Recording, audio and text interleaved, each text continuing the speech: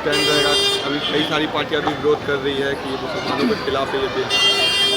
देखिए, न्यूज़ चैनलों के माध्यम से हम लोग को भी खबर मिली है कि कल शायद इंट्रोड्यूस कर सकता है वक्फ बिल सरकार के तरफ से, और हमारा तो स्टैंड क्लियर है।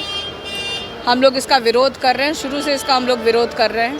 हम लोग चाहते थे कि हमारे दल के किसी एक मेंबर को भी उसमें शामिल किया जाए, लेकिन हमें मौका नहीं मिला। हम लोगों ने बहुत रिक्वेस्ट की थी कि लोकसभा से किसी न किसी को शामिल किया जाए, लेकिन वो नहीं मिला।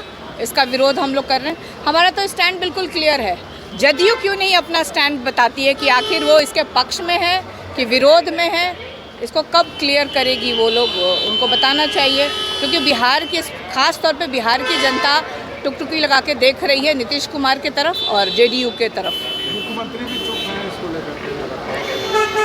मुख्यमंत्री जी तो क्या कहा जाए, सरकार में है भी कि नहीं है, मुख्यमंत्री कौन है अभी समझ में नहीं आ रहा है। कल एक मीटिंग भी हुई थी, उसमें मुख्यमंत्री की जगह पर ललन सिंह बैठे हुए थे, फोटो भी काफी वायरल। आप इसी से अंदाज़ा लगा लीजिए, आप इसी से अंदाज़ा लगा लीजिए कि सरकार कौन चला रहा है। मुख्यमंत्री के तौर पे कौन बैठा था, कौन अब सारी बैठकों में शामिल हो रहे थे, सारी तैयारियों को देख रहे थे। शायद प्रधानमंत्री जी आने वाले हैं, उसी तैयारी को वो लोग देख रहे थे। तो मुझे लगता है कि जो जदयू, जो दिल्ली की जो जदयू है वो बीजेपी हो गई है। इसी तरह से वो दिख रहा था कि वो लोग सब बैठे बिहार में लॉ एंड ऑर्डर को देखिए क्या हो गया है, लगातार पुलिस टीम पर हमला किया जा रहा है। ये तो आए दिन इस तरह की घटनाएं आती है, लेकिन अभी क्योंकि देखिए सबसे ज़रूरी है कि कल सरकार जो है, केंद्र की जो सरकार है वह वक्फ बोर्ड को इंट्रोड्यूस करने वाली है, और राष्ट्रीय जनता दल हमेशा से इसका विरोध करते आया है, और हमारा स्टैंड बिल्कुल क्लियर है। जेडीयू अपनी स्टैंड को क्लियर करे, आज ही करे वो क्लियर उसको। आखिरी सवाल, जेपीसी ने जो रिपोर्ट बनाई है वही रिपोर्ट टेबल होगी? आप मुझे नहीं लगता है, उसमें भी मुझे पूरा संदेह है कि शायद जो मेंबर्स ने, जिन लोगों ने आपने कहा, उसको दरकिनार करके वो अपना, सरकार एक अपना कोई रिपोर्ट उसको पेश करेगी, जिसका विरोध हम लोग करेंगे। बिहार कांग्रेस में तेजस्वी यादव के नाम पर न तो प्रभारी बोल रहे हैं और न ही अध्यक्ष बोल रहे हैं। कल बैठक होगी, उसके बाद सीएम फेस को लेकर चर्चा। देखिए, महागठबंधन एकजुट है, हमारे दल की कोई चिंता ना करे, सिर्फ जेडीयू और एनडीए अपनी चिंता करे कि अभी सिर्फ कौन है सीएम कैंडिडेट, कौन होगा। अमित शाह जी आए थे, बोल के गए थे क्या कि नीतीश कुमार जी को अगला मुख्यमंत्री बनाएंगे? ऐसा उन्होंने कहा क्या? ऐसा उनके भाषण में कहीं भी आपको देखने या सुनने को मिला? तो पहले तो एनडीए अपना स्टैंड क्लियर करे।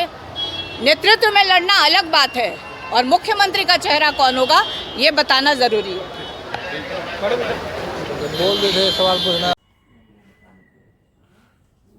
पूरी एनडीए वक्फ अमेंडमेंट बिल पर एक साथ खड़ी है। नीतीश कुमार जी का समर्थन, चंद्रबाबू नायडू जी का समर्थन, ये दर्शाता है कि एनडीए के सभी घटक दल मुस्लिम समाज को मुख्य धारा में लाने के लिए प्रतिबद्ध है। ये दर्शाता है कि गरीब और ज़रूरतमंद मुसलमानों को उनका हक दिलाने के लिए एनडीए पूरी तरह से प्रतिबद्ध है। ये दर्शाता है कि एनडीए के सभी घटक दल आपस में चट्टान की तरह एकजुट खड़े हैं। मुस्लिम समाज वज़ीर आज़म नरेंद्र मोदी जी और नीतीश कुमार जी का शुक्रगुजार है, क्योंकि वक्फ अमेंडमेंट बिल पास होने से सीधा फायदा गरीब और ज़रूरतमंद मुसलमानों को होने जा रहा है। अभी तक जो लोग चिट्ठी के माध्यम से नीतीश कुमार जी को अपने पाले में लाने की कोशिश कर रहे हैं, उन सभी लोगों को नीतीश कुमार जी के द्वारा वक्फ अमेंडमेंट बिल का समर्थन कर मुंहतोड़ जवाब दिया गया है। अब इस देश में प्रेशर पॉलिटिक्स नहीं चलेगा, अब इस देश में अपीजमेंट नहीं चलेगा। अब सिर्फ और सिर्फ सामाजिक न्याय के आधार पर और गरीब गुरबे के हकूक की बात होगी, और नीतीश कुमार जी ने यह साबित किया है कि वो सच्चे रहनुमा हैं, वो गरीब गुरबे के सच्चे हिमायती हैं।